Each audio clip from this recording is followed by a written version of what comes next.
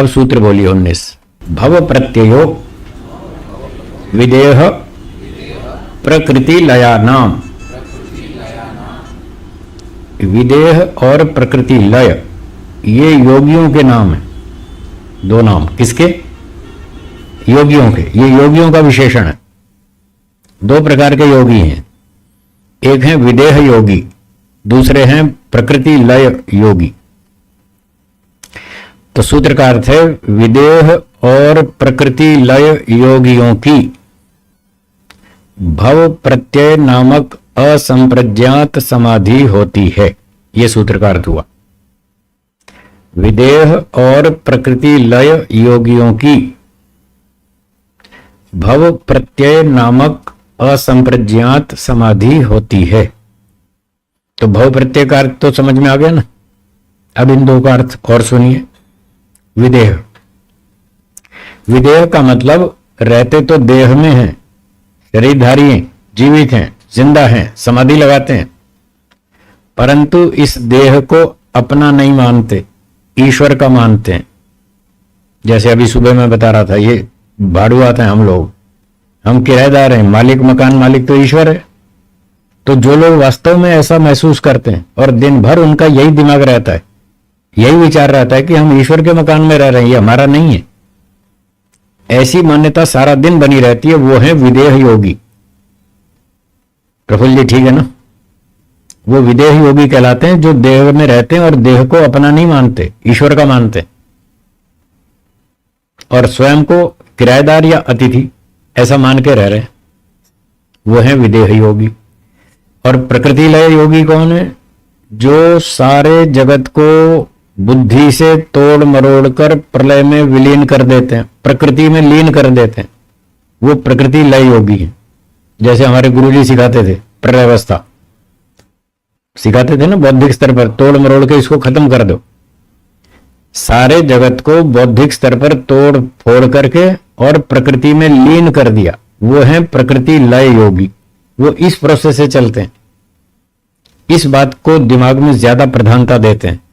और वो विदेह योगी, शरीर ईश्वर का है, ईश्वर के शरीर में मैं रहता हूं, बस अतिथि बन के रहता हूं, किराएदार बन के रहता हूं, थोड़े दिन रहना है बस, फिर इसको छोड़ देना है। जैसे धर्मशाला में थोड़े दिन रहते हैं या किराए के मकान में थोड़े दिन रहते हैं, फिर छोड़ देते हैं। तो इस प्रकार के दो योगी हैं जिनके ये नाम है विदेह और प्रकृति लय।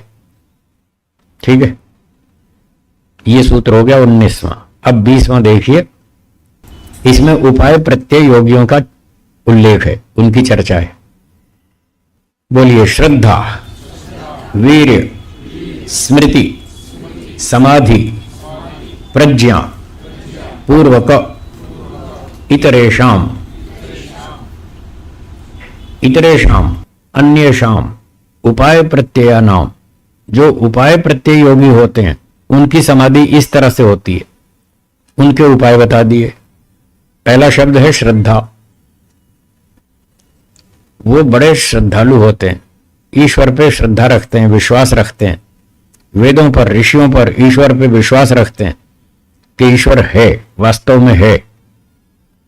आज तो लोगों को यही बात दिमाग में नहीं बैठती कि ईश्वर है, ईश्वर वास्तव में कोई चीज है, इतना दिमाग में नहीं बैठता। खाली शब्दों से बोलते हैं, हाँ हाँ भगवान है, सब जगह है, खाली बोलते ही बोलते हैं, शाब्दिक बातें, अंदर दिमाग में नहीं उतरती कि ईश्वर है।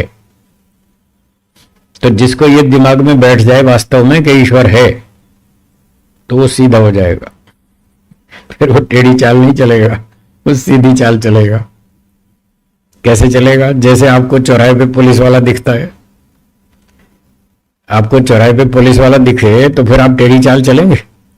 फिर आप सीधे चलेंगे ना, क्योंकि आपके दिमाग में जच गई ये बात, सामने पुलिस वाला है, छोड़ेगा नहीं।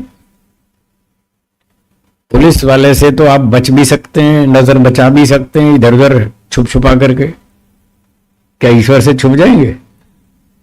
तो जिसको ये बात जच गई कि हाँ ईश्वर है, तो वो फिर ठीक ठाक चलेगा, यम नियम का पालन करेगा, सच्चाई से ईमानदारी से जिएगा, बुद्धिमत्ता से जिएगा, झूठ छल कपट चोरी बेईमानी हेराफेरी घोटाला कुछ नहीं करेगा। और उसको पूरी श्रद्धा होगी कि ईश्वर वास्तव में है, मेरे अंदर भी है, बाहर भी है, आगे भी है, पीछे भी है, दूर भी है, नजदीक भी है, दाएं भी है, बाएं भी है, ऊपर भी है, नीचे भी है, सब जगह है। जैसे क्या हमारे चारों ओर हवा, वायु है या नहीं है? है। क्या आप इस बात को विचार कर सकते हैं कि हमारे चारों ओर वायु है? सोच सकते हैं ना, थोड़ा थोड़ा महसूस भी कर सकते हैं कि हवा है, पर वो दिखती कहां है? आंख से दिखती है हवा? नहीं दिखती। फिर भी हम मान लेते हैं, स्वीकार करते हैं कि हवा हमारे चारों ओर है, भले ही ना दिखती हो। और जब सीसीटीवी कैमरा लगा रहता है और आपको पढ़ने में आ जाए आप कैमरे की नजर में हैं, फिर आप सावधान हो जाते हैं भाई कैमरा लगा हुआ है, पीछे कोई देख रहा है, शूटिंग हो रही है, रिकॉर्डिंग हो रही है, कुछ उल्टा सीधा किया तो फंस जाएंगे। तो जैसे कैमरे के सामने आप सावधान हो जाते हैं, फिर गड़बड़ नहीं करते, तो उसको चारों तरफ ईश्वर का कैमरा दिखता है। 24 घंटे उसके सर पे कैमरा लगा रहता है, वो कहीं भी चला जाए कैमरा साथ ही रहता है। ऐसा उसको महसूस होता है। ईश्वर है वाले को ऐसा अनुभव होता है कि ईश्वर मुझे चारों ओर से देख रहा है, अंदर भी देखता है, बाहर भी देखता है, सब तरफ देखता है। अब जब ईश्वर देखता है तो वो पुलिस वाले की तरह है, वो न्यायाधीश की तरह है। वो पुलिस वाला भी है, न्यायाधीश भी है, वकील भी है, साक्षी भी है, सब कुछ एक ही है। ईश्वर अकेला ही सारे काम कर लेता है, इसलिए उससे बच नहीं सकते, उससे बच के भाग नहीं सकते। तो फिर व्यक्ति को जब इतनी श्रद्धा हो जाती है, इतना विश्वास हो जाता है, फिर उसकी प्रगति होती है। फिर वो यम नियम का और सारे क्रमशः सभी अंगों का पालन करता है। तो ऐसा श्रद्धा पूर्वक पालन करने से उसको फिर दूसरा स्टेप बताया आगे सूत्र में, वीर्य। वीर्य का मतलब है उत्साह, उसमें जोश आता है।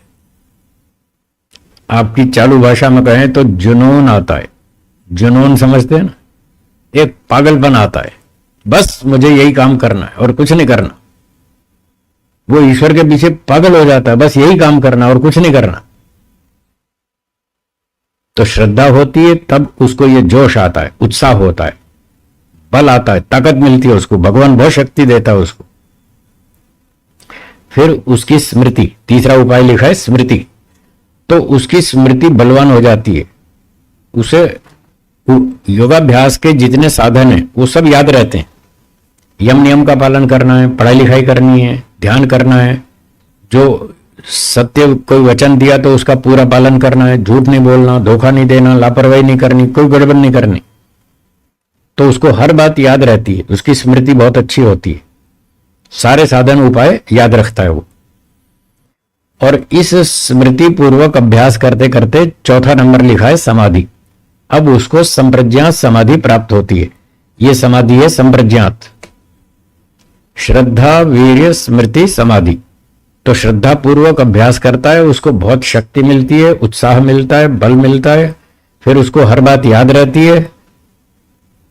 और फिर इस सारे उपाय से उसको संप्रज्ञात समाधि प्राप्त होती है। और इसके बाद फिर पांचवा शब्द लिखा है प्रज्ञा। यह है ऋतंभरा प्रज्ञा। आपने ये शब्द भी सुना होगा, ऋतंभरा सुना ना।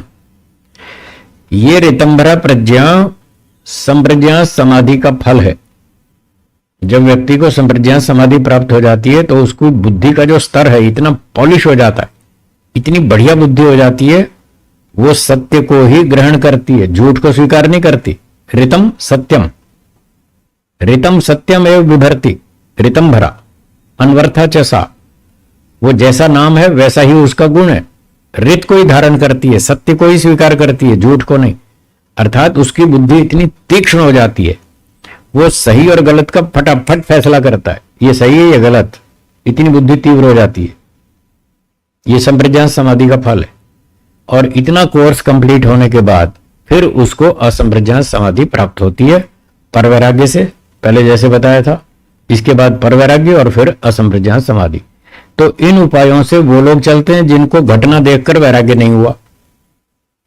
उनके संस्कार तो हैं पीछे के, कई जन्मों से वो मेहनत कर रहे हैं, वो सब सपोर्ट तो है ही पीछे से, पर किसी घटना विशेष को देखकर उनको झटके से वैराग्य नहीं हो पाया, कोई बात नहीं, पर कुछ कुछ संस्कार जागे और दिशा उन्होंने पकड़ ली कि इधर ही चलना है।